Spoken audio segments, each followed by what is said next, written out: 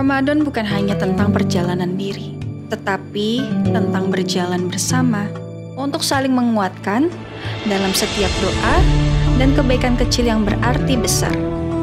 Mari kita jalani Ramadan dengan penuh ketulusan, dengan langkah yang ringan dan hati yang bersih.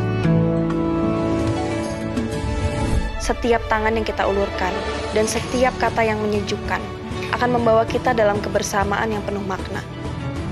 Karena dalam kebersamaan ada kekuatan, dan dalam setiap kebaikan ada kemenangan. Kemenangan yang tidak hanya dirasakan oleh diri sendiri, tapi juga oleh mereka yang kita bahagiakan. Kemenangan sejati tentang apa yang bisa kita raih bersama. Meraih kemenangan Ramadan bersama RCTI.